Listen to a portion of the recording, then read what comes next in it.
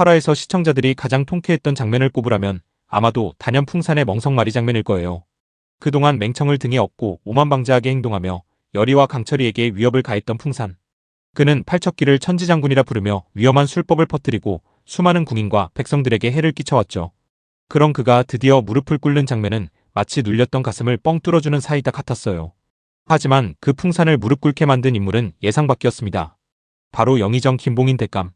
풍산을 맹청의 핵심 인물로 키운 장본인이자 오늘날의 풍산이 존재하게 만든 그림자 같은 존재였죠. 그렇게 키워놓고도 단 한마디로 그를 꺾는 김봉인의 모습은 무서우리만큼 냉철했어요. 풍산이 감히 숨겨왔던 비밀을 털어놓지 않자 그를 짓밟음으로써 모든 것을 경고한 겁니다. 이 장면은 단순한 멍석마리가 아니라 김봉인이 어떤 인물인지를 명확히 보여주는 대목이기도 했어요. 그는 권력을 나누지 않습니다. 필요할 때는 사람을 키우고 필요 없을 땐 과감히 버리는 냉혹한 정치가죠. 그런 김봉인이 지금 노리는 것은 단순한 권세가 아닙니다. 바로 왕좌입니다. 이광이 죽고 나면 왕실의 적통은 끊기게 되겠죠. 그러면 가장 가까운 혈족인 김봉인의 손자가 다음 왕위 계승자로 거론될 수밖에 없어요. 혹은 아예 스스로가 전국을 장악해 섭정을 하거나 새로운 체제를 구축하려는 야심이 있는지도 모르겠어요. 더 무서운 점은 이 모든 일의 시작이 어쩌면 김봉인의 설계였을 가능성이 있다는 겁니다. 선왕이 광증에 시달릴 무렵 거래 퍼졌던 괴이한 이야기들, 팔척기의 존재, 맹청의 부흥, 왕세자에게 드리운 죽음의 그림자. 그 모든 실마리를 꿰어보면 중심에는 늘 김봉인이 있었죠. 만약 팔척기를 처음 선왕에게 들이민 자가 그였다면요? 만약 그가 맹청을 움직여 이광을 노리고 풍산을 통제하여 궁궐 전체를 흔드는 도구로 삼았다면요? 그렇다면 지금 벌어지는 끔찍한 사건들 열의와 중전이 수기의 살에 중독되고 이광이 다시 발작하고 궁궐 안팎이 혼란에 빠지는 이 모든 사태는 단순한 우연이 아니라 치밀한 정치 음모일 수 있어요. 풍산의 몰락은 단지 시작일 뿐. 김봉인이 진짜 원하는 것을 향해 한 발 더 나아가는 과정일 수 있죠. 그리고 열의와 강철, 나아가 왕은 지금 그 거대한 음모의 소용돌이 속에 휘말리고 있는 겁니다. 열의는 왕에게 묻습니다. 계면연에 팔척기가 있었습니까? 잠시 침묵하던 왕은 결국 입을 엽니다. 그 끔찍한 시절 팔척기가 있었다. 선왕을 덮쳤지. 왕의 말에서 드러난 끔찍한 시절은 단순한 비유가 아니었어요. 그것은 실로 궁궐이 공포에 잠식되었던 진짜 암흑기였죠. 당시 궁에서는 설명할 수 없는 사건들이 잇따라 일어났고 선왕은 점차 광증에 사로잡혀 이상한 말과 행동을 반복했다고 해요. 조정 대신들과 궁인들은 하나같이 두려움에 떨며 그 시절을 기억조차 하려 하지 않았죠. 왕이 입을 다문 것도 단지 비밀을 숨기기 위해서가 아니라 그 공포를 되새기기 싫어서였던 겁니다. 이제 우리는 그 시절 선왕에게 빙의되었던 존재가 바로 팔척기였다는 사실을 알게 되었어요. 야광기의 증언이 그걸 뒷받침하죠. 그는 넙덕이 죽기 한 달 전까지 궐에 있었다고 했고 팔척기와 싸우는 장면을 직접 봤다고 증언합니다. 즉 그때도 누군가는 팔척기를 막기 위해 싸우고 있었던 거죠. 그리고 밝혀진 충격적인 진실, 그 무당이 바로 열의의 할머니 넙덕이었다는 사실입니다. 열의에게 그건 단지 과거의 비극이 아니라 자신의 피에 새겨진 운명과 마주하는 순간이었어요. 자신도 알지 못했던 가족의 과거, 그 슬픈 죽음의 연장선상에 지금의 열의가 있었던 겁니다. 팔척기에게 당한 넙덕의 죽음은 단지 예시하기가 아니라 열의에게는 핏줄이 겪은 고통으로 다가왔죠. 그것은 곧 열의가 팔척기를 마주해야 할 이유가 되었고 무거운 사명을 깨닫게 되는 계기이기도 했어요. 또한 이 사실은 열의와 강철의 관계에도 전환점을 가져옵니다. 넙덕을 살해한 자가 강철이라 믿고 그를 증오했던 열의. 하지만 진실을 알게 된 지금 그녀는 그동안 강철에게 부당한 원망을 쏟아낸 자신을 돌아보게 되죠. 강철 역시 아무 말 없이 그 오해를 감내해왔습니다. 열의는 그에게 미안한 마음을 품게 되고 두 사람 사이엔 다시금 대화와 이해가 시작됩니다.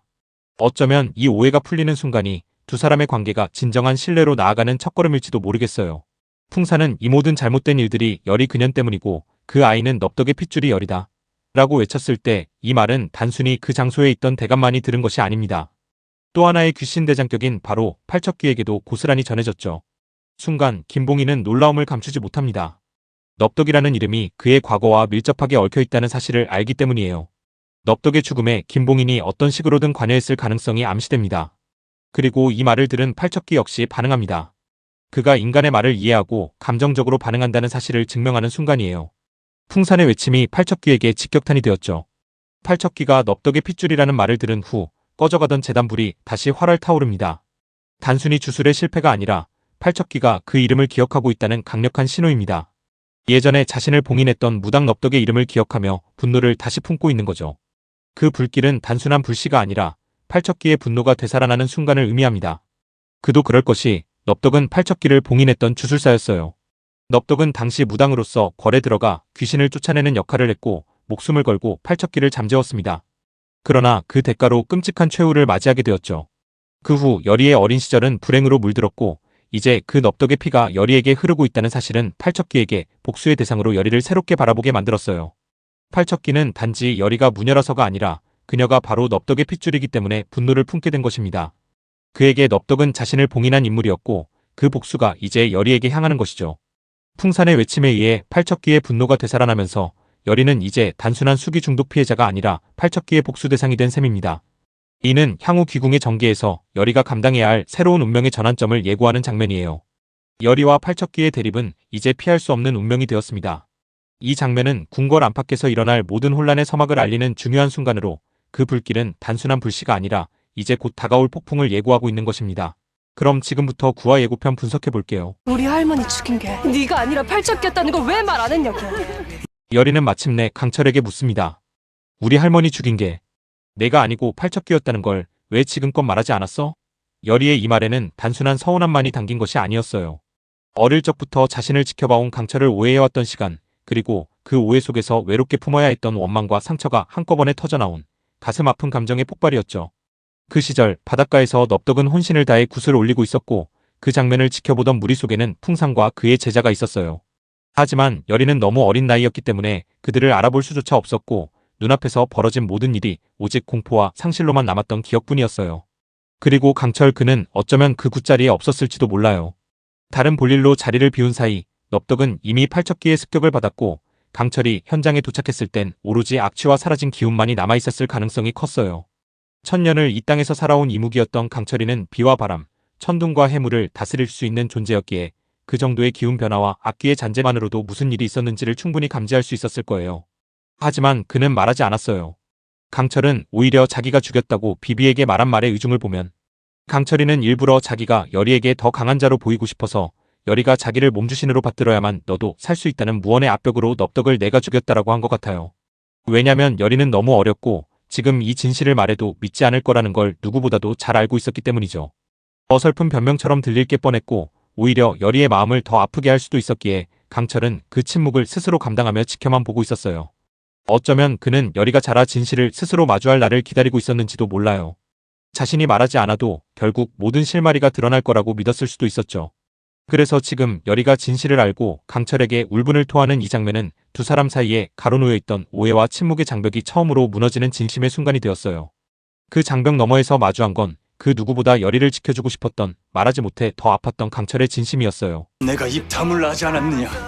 대체 그걸 여리한테 왜 말한 것이냐? 강철은 단박에 왕이 말한 걸 알고 왕에게 찾아가 왜 말했냐며 따지는데 특히 강철은 여리와의 갈등 넙덕을 죽였다는 오해 그리고 팔척기와 연루된 자신조차 모르는 과거를 추적 중이었기에 왕의 입에서 선왕과 팔척기, 원한의 시작이 언급된 순간 넙덕이 왜 죽었는지 팔척기가 왜 여리를 노리는지 왕이 아는 걸 왜 숨겼는지 분노와 의심이 폭발했을 거예요. 이처럼 왕의 고백은 단지 과거 회상이 아니라 강철과 여리의 정체, 팔척기의 원한의 뿌리 그리고 왕가의 은폐된 진실을 꿰뚫는 단서라서 강철이 격렬하게 반응한 거죠. 그 아이 걱정하고 있었구나. 왕은 강철이 그 아이 걱정하고 있었구나라는 말은 단순한 관찰이 아니라 강철과 여리 사이에 싹 트는 감정선을 왕이 처음으로 정확히 포착한 순간이에요. 왕의 시선에서 두 사람의 관계를 새롭게 규정하게 만드는 결정적인 계기죠. 그동안 왕은 여리를 무녀, 즉 살을 풀 수 있는 도구적 존재로만 여기고 있었어요. 하지만 강철의 표정과 행동, 그리고 말투 속에 담긴 조심스러움과 염려를 통해 여리가 누군가에게 걱정받는 존재라는 사실을 처음 자각하게 된 거예요. 이는 곧 여리가 사람들로부터 멀리 떨어져 있는 외톨이 같은 존재가 아니라 누군가의 보호 본능을 자극하고 마음을 흔드는 인물로 변화하고 있다는 의미이기도 하죠. 강철 역시 이 말에 충격을 받으며 자신도 자각하지 못했던 감정을 마주하게 돼요. 어느 순간부터 그 이유를 잊은 채 여리의 안위를 먼저 살피고 있었던 거예요. 왕의 말은 강철에게 그 감정을 명확히 인지하게 만드는 일침과도 같죠. 이 한마디는 이후 두 사람의 관계가 단순한 동료나 보호자 관계를 넘어 운명처럼 서로를 끌어당기는 인연으로 변화해 가리라는 폭선이에요. 동시에 왕실 내부의 시선이 여리와 강철의 감정선을 주시하게 되는 계기가 되며 이들 사이의 감정이 단순한 사적인 감정을 넘어 더 큰 사건과 선택에 영향을 줄 것임을 예고하죠. 이무개노의 발을 잠시라도 묶어둔다면 여리란 계집을 없애는 건 일도 아닐 것이. 이무기의 발을 잠시라도 묶어놓으면 여리를 죽이는 건 일도 아니라는 김봉인 대감 말은 무슨 의미일까? 김봉인이 말하죠. 이무기의 발을 잠시라도 묶어놓으면 열의를 죽이는 건 일도 아니다는 단순한 위협이 아니라 강철이의 정체와 열의의 운명을 정면으로 꿰뚫은 발언이에요. 이는 김봉인이 강철을 단지 궁인의 탈을 쓴 남자로 보는 것이 아니라 본디 하늘로 승천하지 못한 이무기, 그 누구보다도 강력한 실력을 지닌 존재로 간파하고 있음을 의미하죠. 그는 강철이 열의 곁에 있는 이유가 단지 보호의 명분이나 명령이 아닌 열의의 신기를 통해 다시 용이 되려는 목적, 그리고 그 과정에서 싹튼 혼란스러운 감정이라는 복잡한 속내까지도 꿰뚫고 있어요. 김봉인은 바로 그 틈을 노리고 있는 거예요. 열의는 자신이 몸주신으로 강철을 섬기지만 그 관계가 깊어질수록 강철이 겪는 감정의 혼란은 점점 커지고 결국 그 혼란이 열의의 목숨을 위협하는 변수로 작용할 수 있다는 경고인 셈이에요. 즉, 이 대사는 단순한 협박이 아니라 열의와 강철의 관계가 서로를 살릴 수도 죽일 수도 있는 운명의 끈으로 연결되어 있음을 상징해요. 강철이 열의를 향한 감정을 스스로 자각하고 받아들일 수 있다면 그녀를 지킬 수 있지만, 그렇지 않고 감정에 흔들려 균열이 생긴다면 그 틈은 열의를 노리는 세력에게, 팔척기는 물론 김봉인과 같은 실세들에게 치명적인 기회가 되죠. 결국 김봉인의 이 말은 열의의 생존이 강철의 존재와 감정 상태에 절대적으로 달려있다는 것, 그리고 강철이 열의 곁에 머무를수록 오히려 그녀는 더 큰 위험에 노출될 수 있다는 역설적인 운명을 암시하는 무시무시한 복선이에요. 놈들이 죄다 그 부적을 지니고 있었다고? 비비는 궁궐 대감들이 모두 그 부적을 들고 있어서 대감들을 죽이지 못한다고 말하죠. 안석주 예조판서가 풍산을 찾아온 건 단순한 정보 교환이나 비밀 공작 때문이 아니었어요. 그가 풍산에게 건넨 받은 것은 바로 돼지 부적으로, 이무기와 같은 뱀을 잡아먹는 동물을 상징하는 아마도 멧돼지를 근거로 작성된 부적인 것 같아요. 이무기들의 실력을 약화시키는 힘을 지닌 강력한 부적이었죠. 그것은 오래된 토속 신앙과 주술이 깃든 진짜 부적이에요. 안석주 예조판서는 그 부적을 곧바로 곽상충에게도 전달하며 궁궐 내부에 신적 보호막을 씌우기 시작했죠. 이후 궁궐의 주요 대감들이 하나씩 그 부적을 손에 쥐기 시작하면서 강철, 흥룡비비, 이무기의 힘을 가진 존재조차 그들을 직접 해칠 수 없게 된 겁니다. 부적은 단순한 종이가 아닌 실력을 봉쇄하거나 튕겨내는 결계로 작용했기 때문이죠. 이무기의 실력은 강력하지만 인간이 수세기에 걸쳐 만들어온 주술체계는 함부로 침범할 수 없는 규칙을 지니고 있었던 거예요. 단순히 인간 사회의 규율이나 윤리 때문이 아니라 실질적으로 그들을 감싸고 있는 부적이 그의 힘을 제어하고 있음을 뜻해요. 마치 진흙 속에서 날개짓을 하는 새처럼 그는 미쳐버릴 듯한 분노 속에서도 실력을 제대로 펼칠 수 없는 상태였던 거죠. 이 장면은 또한 풍산과 예조판서 안석주, 그리고 곽상충이 단순히 정치 세력이 아닌 실력을 두려워하고 대비할 줄 아는 오래된 세력임을 보여주는 복선이기도 해요. 강철이의 분노가 커질수록 그 분노를 둘러싼 주술적 세력들의 실체도 점차 드러날 거예요. 지니고 있었다고? 바람을 불러올 수가 없어? 강철이는 무슨 이유에서인지 회오리 바람을 일으키는 능력이 발휘되지 못하고, 강철이는 원래 천년을 수행한 끝에 용이 되려다 실패한 이무기로 하늘의 기운을 다스리는 강력한 실력을 지닌 존재였어요. 특히 바람과 비, 천둥과 같은 기후를 자유자재로 조절하는 능력이 뛰어나 한번 마음만 먹으면 마을 하나쯤은 순식간에 물바다로 만들 수도 있었죠. 그래서 사람들 사이에서는 강철이가 간대는 가을도 봄이라는 말이 생겨났고 수년째 이어진 가뭄과 홍수가 모두 그의 짓이라는 소문이 퍼지게 된 거예요. 하지만 지금의 강철이는 그런 실력을 자유롭게 쓸 수 없어요. 왜냐하면 그는 융갑이라는 인간의 몸에 갇힌 채 살아가고 있기 때문이죠. 이 융갑의 몸은 원래 강철이가 빙의에 잠시 머물 생각이었던 그릇이었지만 무슨 이유에서인지 몸을 빠져나갈 수 없게 되어버렸어요. 인간의 몸은 이무기의 실력을 당기엔 너무 약하고 불완전하죠. 강철이는 본능적으로 실력을 쓰고 싶어도 지금의 육체는 그 힘을 감당하지 못해요. 회오리 바람을 일으키려 해도 몸이 먼저 무너져 내리려는 거죠. 그런데 이건 단순히 육체의 문제만은 아니에요. 인간의 몸속에 너무 오래 머무른 탓인지 강철이 스스로도 알 수 없는 감정들이 그의 실력을 흐트러뜨리고 있어요. 무엇보다 가장 큰 원인은 열의예요. 처음엔 열의의 신기를 이용해 다시 용이 되려 했지만 시간이 갈수록 열의를 대하는 감정이 복잡해지기 시작했죠. 열의를 지켜주고 싶다는 마음, 열의의 웃음에 가슴이 저릿해지는 감정, 그녀가 다칠까봐 본능적으로 몸이 먼저 반응하는 자신을 발견하게 되면서 강철이는 점점 혼란에 빠져들고 있어요. 이전까지는 증오와 분노, 복수심 같은 감정만이 강철이의 힘의 원천이었는데 이제는 그런 감정으로는 실력을 온전히 끌어올릴 수 없게 된 거예요.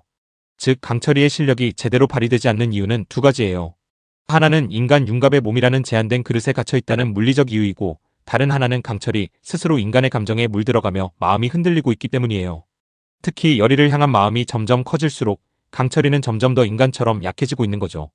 회오리 바람은 그의 분노와 증오가 극에 달했을 때 터져나오던 실력이었는데 지금의 강철이는 더 이상 그런 순수한 아기로만 움직이지 않기 때문에 그 힘을 온전히 쓸 수 없게 된 거예요. 이는 앞으로 강철이의 정체성과 운명을 좌우할 중요한 갈림길이 될 거예요. 강철이가 열의를 감정적으로 지키려 들수록 그 감정이 둘의 생명을 위태롭게 한다는 무서운 복선이에요. 동시에 김봉인 본인이 열의를 제거할 마음을 이미 먹고 있다는 암시이기도 하죠. 구화 이후 김봉인이 열의를 낳기 위해 강철의 인간 감정을 더 건드리려 들 수 있어요. 즉 구화는 열의가 왕실의 희생양이 될 위기와 그를 구하기 위해 강철이 어떤 선택을 할 것인지라는 두 축이 충돌하는 결정적 분기점이 될 것으로 보여요. 단순히 귀신과 싸우는 이야기의 외피를 넘어 이제는 권력과 실력, 감정과 운명, 사랑과 귀물 사이의 경계가 흐려지는 진짜 갈등이 시작되는 회차인 거예요. 특히 열의를 포위한 칼끝들은 물리적인 위협 그 이상이에요.